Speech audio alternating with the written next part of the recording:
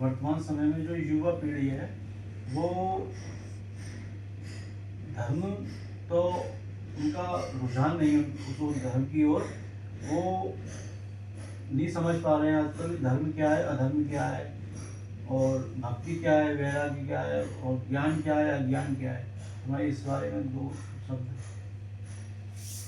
युवा पीढ़ी का किस प्रकार मार्गदर्शन हो। हाँ, अगर जन्म होने का राजा हो, महाराजा हो, गृहस्थ हो, मध्यम वर्ग का हो, कोई भी प्राणी के यहाँ पर, कोई भी गृहस्थ के यहाँ पर कोई बच्चे का जन्म होता है, बच्ची का जन्म होता है, तो सबके यहाँ पर एक ही लालसा होती है कि हमारा बच्चा एडमिशन ले, पढ़े लिखे आगे बढ़े, है ना।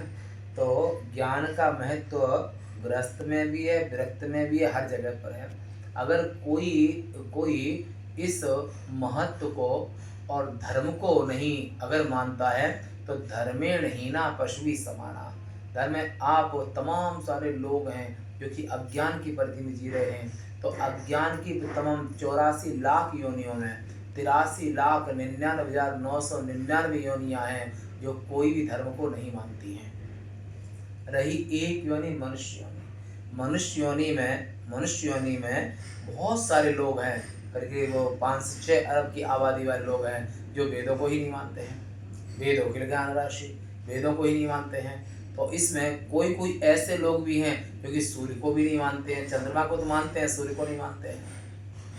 ऐसे लोग हैं, ऐसे बहुत सारे लोग हैं जो कुछ मानते हैं कुछ नहीं मानते हैं। तो उनके यहाँ पर धर्म को नहीं माना, परंतु भारत देश में रहते हो, किसी भी देश में रहते हो और किसी भी देश के संविधान के अनुसार अगर आप नहीं चलना चाहोगे, किसी देश के संविधान को नहीं मानोगे, उस देश की तुम नागरिकता चाहोगे, और जब भी उस देश के राजा को मालूम होगा कि अमुक नागरिक हमारे संविधान का उल्लंघन करके हमारे देश में रह रहा है, तो वो उस देश का जो महामानव नहीं, पुरस्कार का पात्र नहीं, वो उस देश का अपराधी माना जाता है।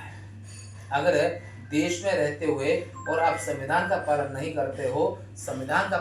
करते हो तो उस देश का वो अपराधी होता है।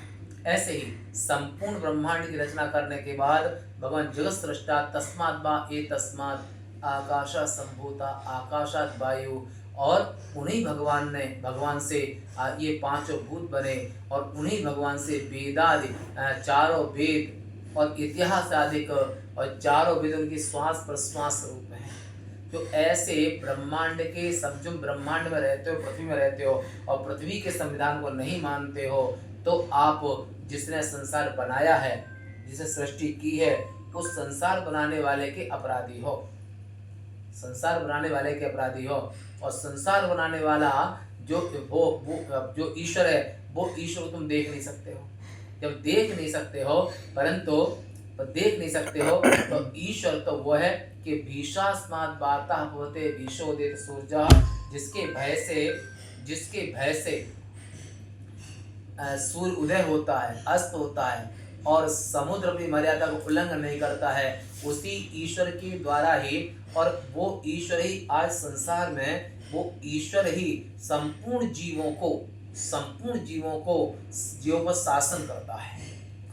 और जब धर्म को नहीं मानते हैं, भगवान को नहीं मानते हैं, तो उनके यहाँ पर है कि दुखों पर दुख, माने देह की पीड़ा, अन्न आदि की पीड़ा, वर्षा की पीड़ा, क्योंकि संपूर्ण संसार जो ईश्वर, तो जैसे ही बच्चा जन्मा तो पुरुष में दाढ़ी मूछ का आ जाना, लड़कियों में स्त्रीचित उत्थान, शरीर की बनावट, वो सब होना, ये प्राकृत है। जो प्रकृति पूरे शरीर में, संसार में जीवों को जन्म देती है, किसका है?